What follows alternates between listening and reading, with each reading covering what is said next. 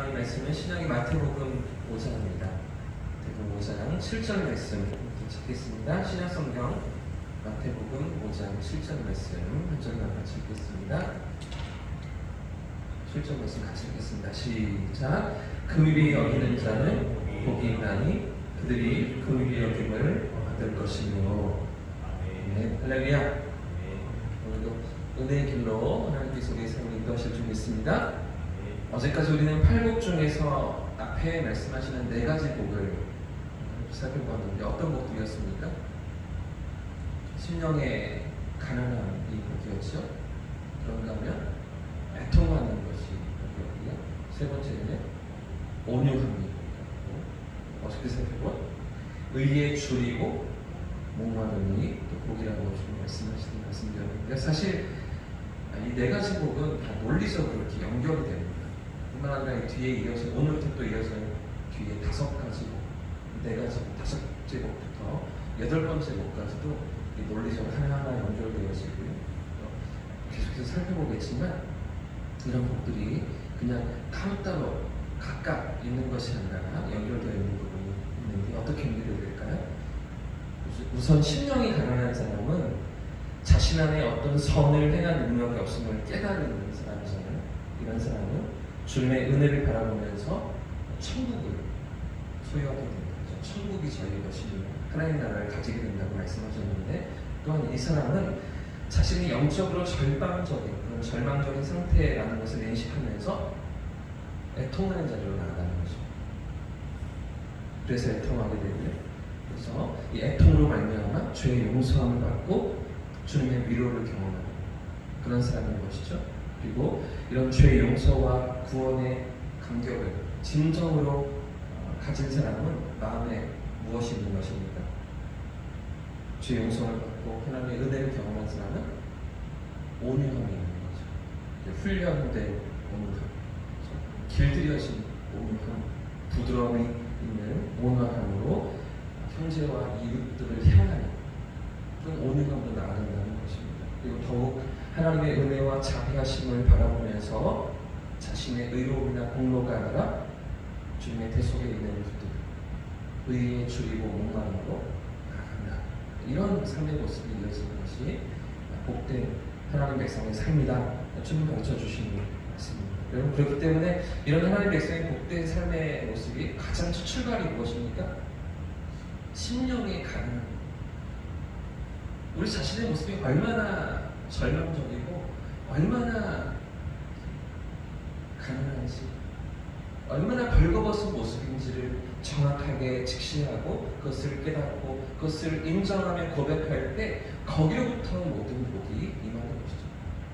그 삶의 자리에서 하나님을 바라보며 나아갈 때 우리의 삶의 은혜가 시작된다는 것입니다.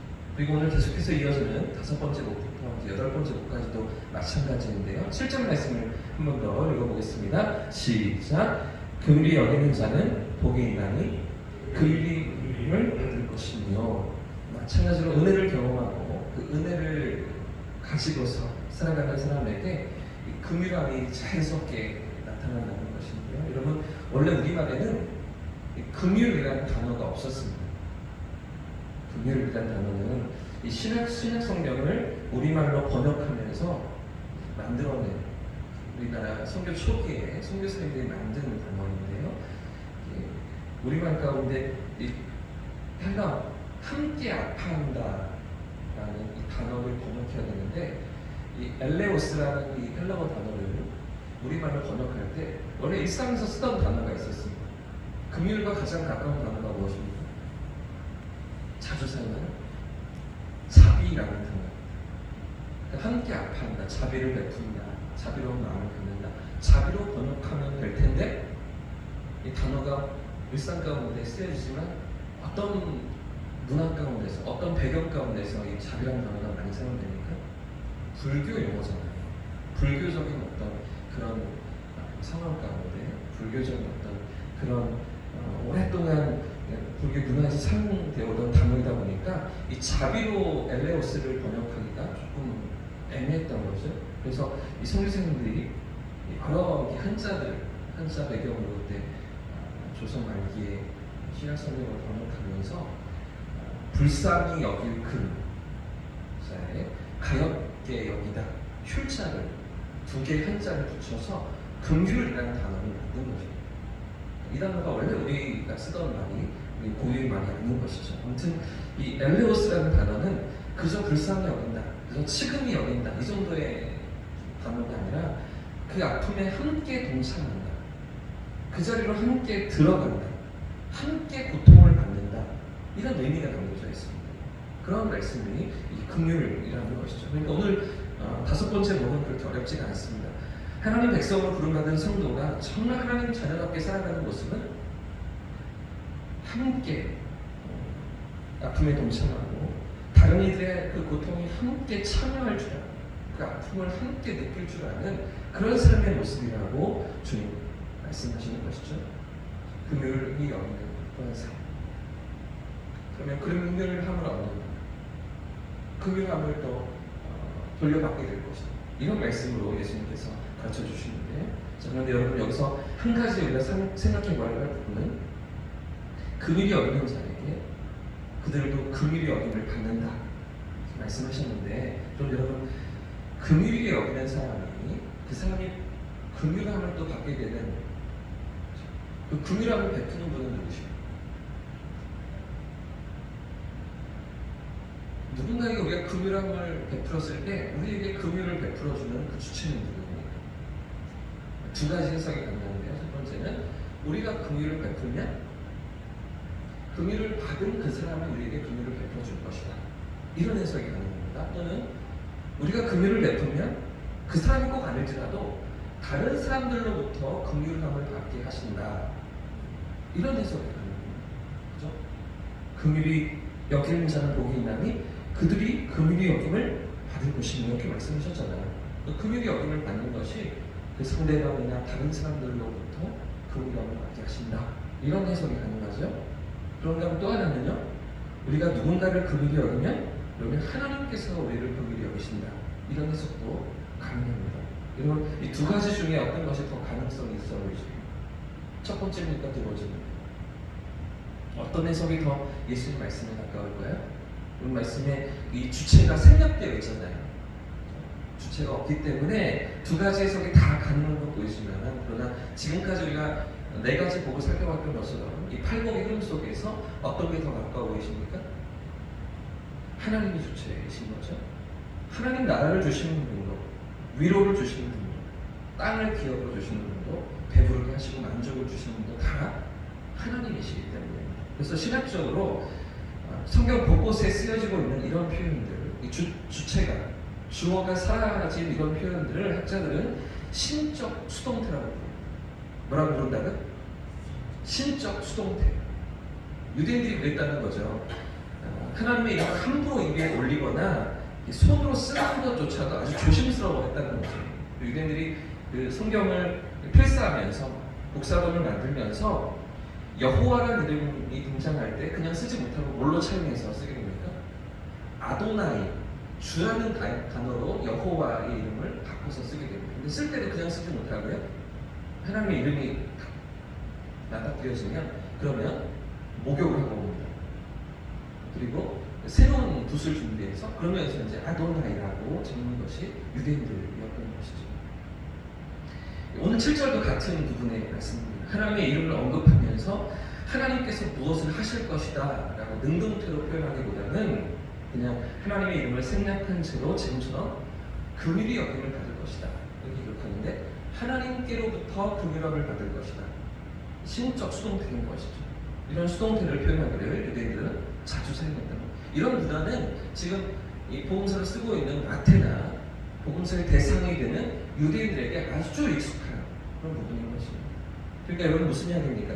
너희가 긍휼히 여김을 받을 것이다 라고 하시는 말씀은 하나님께서 긍휼히 여기신다는 것이죠. 우리가 누군가를 긍휼히 여기면 그러면 하나님께서 우리를 긍휼히 여겨주실 것이다. 그 하나님이 기억하시고 우리의 삶을 다 아시는 그런 하나님의 은혜로 우리의 삶을 긍휼히 베풀어 주실 것이다, 이렇게 말씀하시는 것입니다.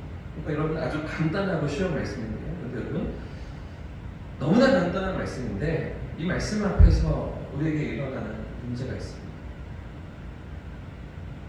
우리 안에 이 긍휼한 마음이 항상 일어나는가 하는 것이죠. 우리가 만나는 여러 가지 문제들과 상황들과 사건들 속에서 우리가 어떤 문제의 당사자가 되어 있고 어떤 사건에 들어가 있을 때, 그 사건에 휘말려 있을 때 그때도 긍휼한 마음이 우리에게 일어나는가 하는 것이죠. 예를 들면 바쁜 출근길에 법을 지키겠다고 나는 이렇게 차례차례 줄을 서 있습니다. 줄을 서서 기다리고 있습니다. 근데 암체같이 내 앞을 끼어드는 그런 차량에 대해서 우리가 긍휼한 마음을 가질 수가 있겠는가, 이런 거죠.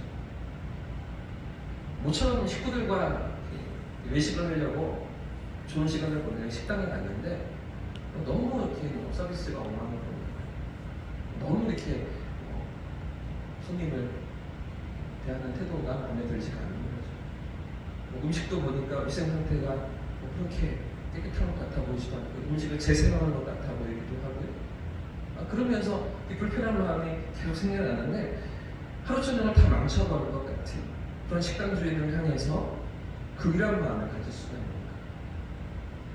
그리고 불편함들이 우리 안에서 일어날 때 그때에도 긍휼한 마음을 우리가 가질 수가 있겠는가? 여러분, 그렇기 때문에 긍휼함이 어떤 것입니까? 주님이 말씀하시는 긍휼함이 어떤 차원입니까? 생각처럼 만만한 게 아닌 거죠. 쉽기는 한 것이 아닙니다. 그저 나에게 잘해주는 사람에게 나도 잘해주는 것, 이걸 긍휼이라고 말씀하지 않으십니다.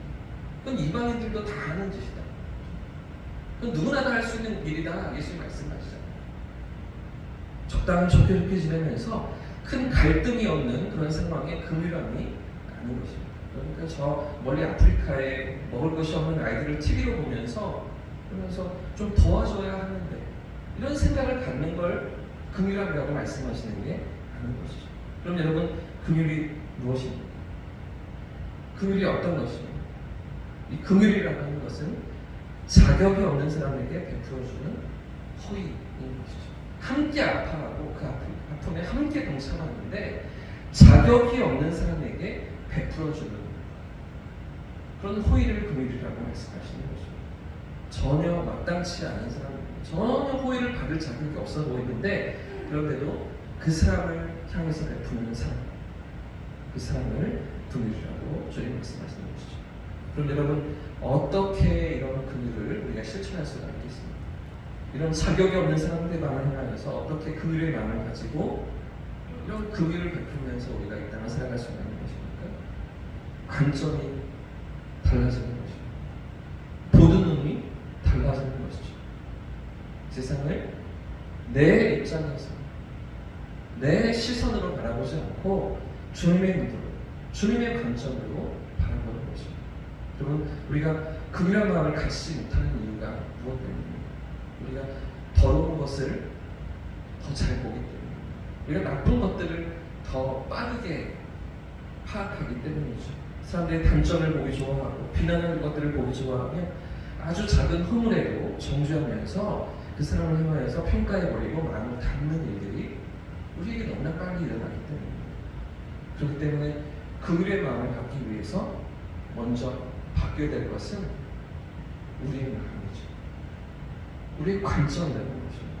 보는 눈이 달라져서 내 앞을 끼어들고 어쩌면 그렇게 조금 우리를 불편하게 하는, 어쩌면 우리에게 그렇게 마음을 좀 편치 않게 하는 그런 상황들 가운데서도 주님의 관점으로 이 상황을 바라보고 주님의 눈으로 이 사람을 바라볼 수 있는 그런 마음의 눈을 가질 수 있어야 된다고 주님 말씀하시는 것입니다. 사랑하는 여러분, 오늘 우리는 무엇을 바라보며 살아가고 계십니까?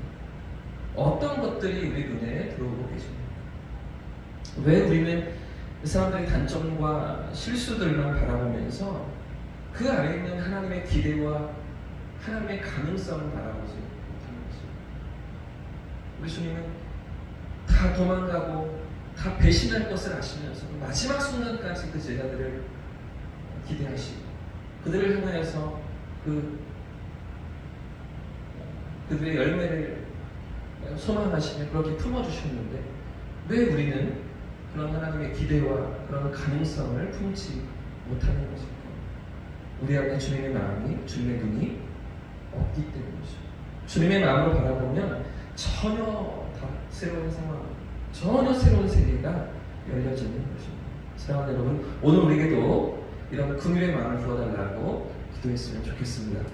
주님의 마음을 부어주셔서 이 단점과 비난할 것만 찾는 것이 아니라 서로를 측은히 여기면서 품어주는 마음을 갖게 됩니다. 주님의 마음으로 이 상황을 우리가 살아가고 상대방을 바라볼 수 있도록 좀 도와달라고. 사실 아무런 자격이 없던 우리를 먼저 긍휼히 여겨주시는 것이죠. 아무런 호의를 받을 이유가 없는 죄인이었던, 하나님과 원수되었던 우리를 찾아와 주시고 우리에게 그 사랑으로 손 내밀어 주셨던 주님의 은혜 아니었습니까? 그런 은혜를 받은, 용서받은 죄인으로 하나님 앞에서 이 하루를 살아가면서 우리가 받은 사랑을 베풀고 또 섬김을 실천하는 그런 하루로 살아가게 달라고, 그런 기도로 나아가는 이 새벽 되시기를 주님의 이름으로 축복합니다. 이렇게 찬양하고 기도하겠습니다.